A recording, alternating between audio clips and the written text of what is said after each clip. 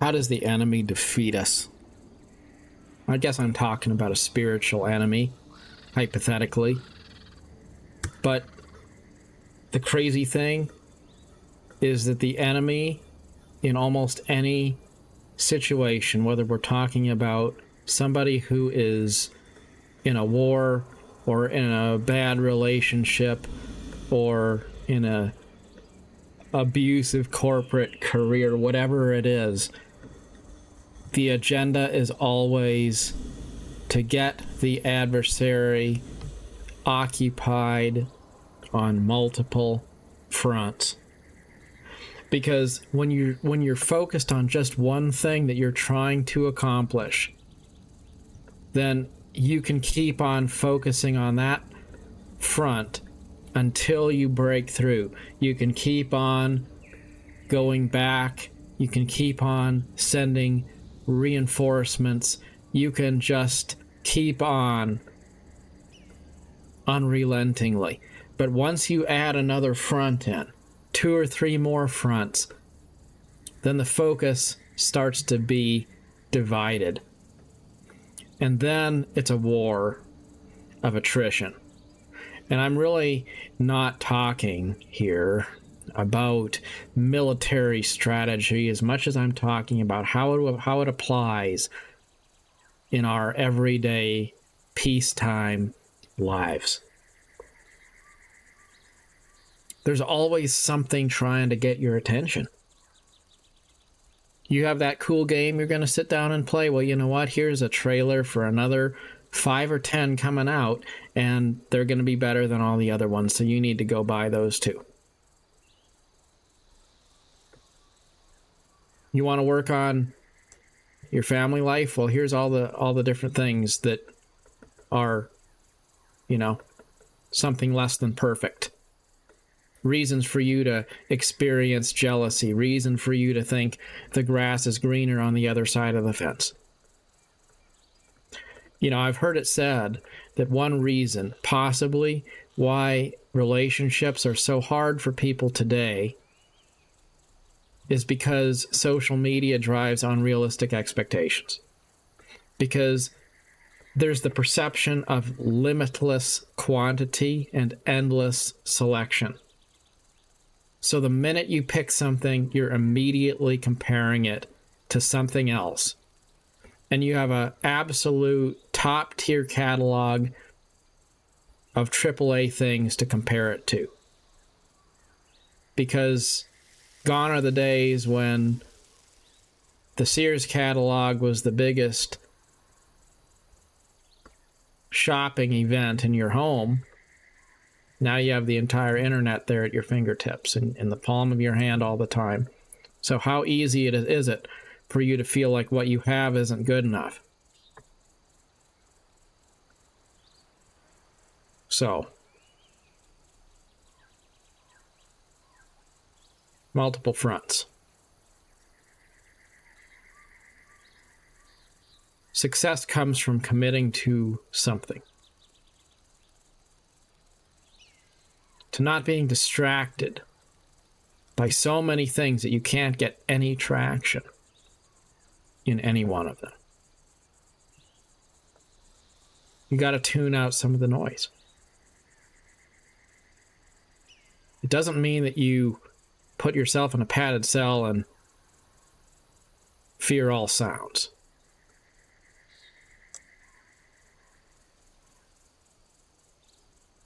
But you've got to realize that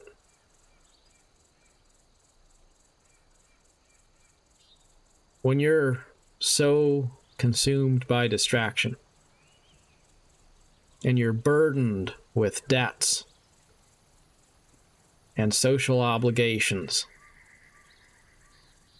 and all sorts of religious and political beliefs that are pulling at you and compelling you to go in this or that direction.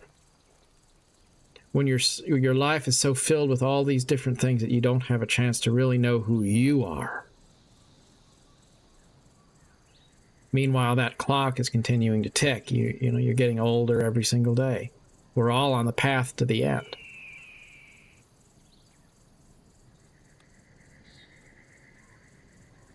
there's people who want a share in our life. They want to kind of buy us out. And I think in military terms, if you got defeated, there'd be terms of surrender. And typically, a defeat doesn't mean the end of existence of the party that's been defeated. It doesn't mean that you're going to be expunged from existence. That's not what defeat typically means. It means that you have to surrender something, but you potentially are still going to remain, you're still going to exist in some form. But there's something worse than defeat, and that's being consumed from within for so long, fighting that battle of attrition that you're pouring more and more resources into it. You're pouring more and more focus into it until you get to the point where there's nothing left to defend, because everything that you had has been committed to the conflict. And then there's a point where you're just a husk, a shell, an empty shell of something that once had pride and glory. But all of that's gone. And then the enemy, they just walk in and they inherit the land where you once dwelt. Because one piece at a time, everything you had was poured into countless little conflicts, none of which actually defeated you. They were just a million paper cuts. In our lives, it's the credit card bills, it's the demanding bosses, it's the controlling spouses, it's the television advertisements, endless number of streaming TV to watch, endless number of new games coming out. It's all those things that just leave us looking in every direction for our entire lives and never doing anything with our lives.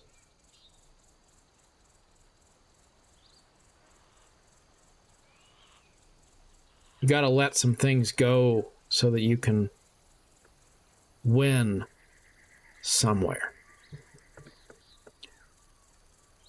You got to look at what bears the best fruit in your life and then put your resources there, just like you would if it was a battle. You got to pick one front where you're going to actually make progress. Because having a stalemate on all fronts is ultimately just a slower path to defeat.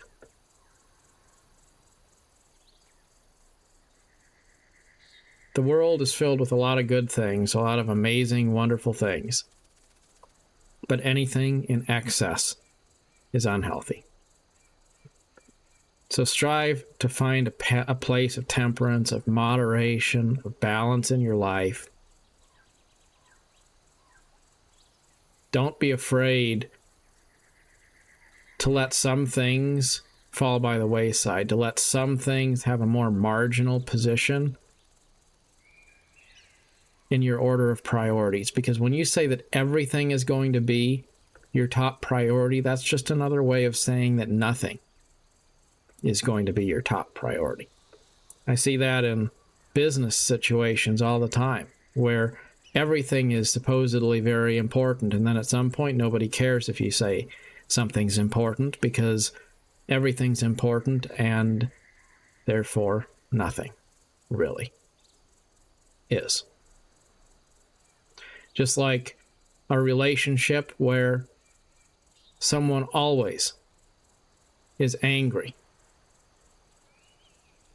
then there comes a point where That's just normal. And so it's not a surprise. And there's no longer any reaction at all. Instead, there's perhaps surprise and shock in those rare moments when there's actually peace. But don't let yourself become war weary, so tired from being stuck on a treadmill that you lose yourself and get to a place where you don't even know why you're fighting anymore.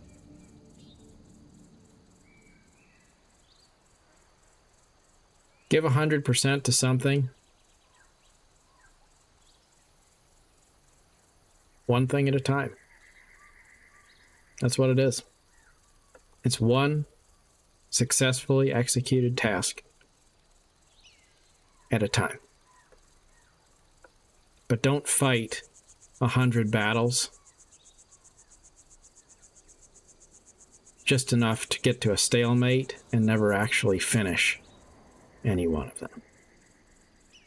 And don't let other people always be setting a new priority for you to the point where you can never get momentum in any one direction, because as soon as you actually start, you stop in your tracks and you shift and you pivot and you go back the other way. Sometimes we have to let things go in order to find them. The truth is, the more you try to control, oftentimes you push away the thing you're trying to control. So it's better to surrender to things you can't control so that you can retain control of the things you can.